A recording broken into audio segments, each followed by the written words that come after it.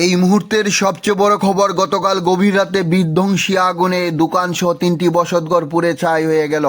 সোমবার গভীর রাতে ভয়াবহ অগ্নিকাণ্ডের ঘটনা সংঘটিত হয়েছে এবং এই ঘটনায় একটি দোকান সহ 3টি বসতঘর সম্পূর্ণভাবে পুড়ে ছাই হয়ে যায়। গোটা ঘটনার পরিপ্রেক্ষিতে ব্যাপক চাঞ্চল্য তৈরি হয়েছে গোটা এলাকা জুড়ে।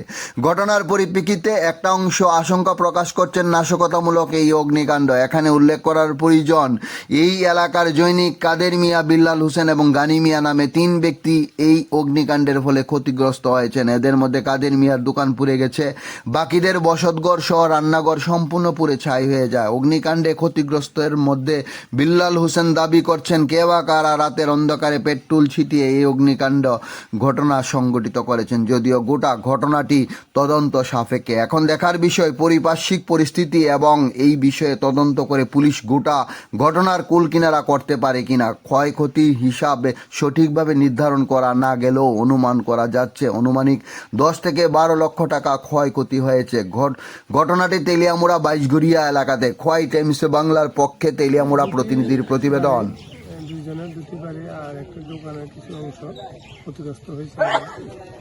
আনুমানিক কত টাকার ক্ষয়ক্ষতি হতে পারে স্যার? আনুমানিক এখনো একটু আমাদের হিসাব চলছে, ধরুন 10 লাখ টাকার মতন লস হতে পারে সব মিলিয়ে। সব মিলিয়ে।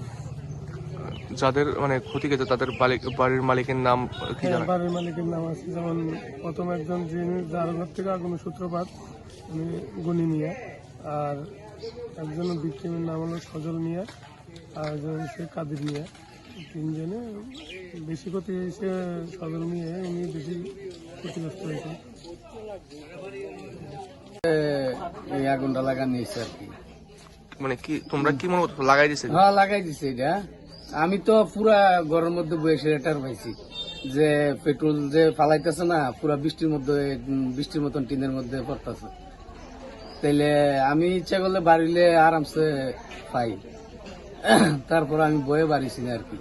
কি মনে করছো কারা হইতে পারে এগুলো? কারা তো এটা তো না দেখছি না তো আর কি তা কমু, কিন্তু এটা শত্রু জামি করে লাগাইছে।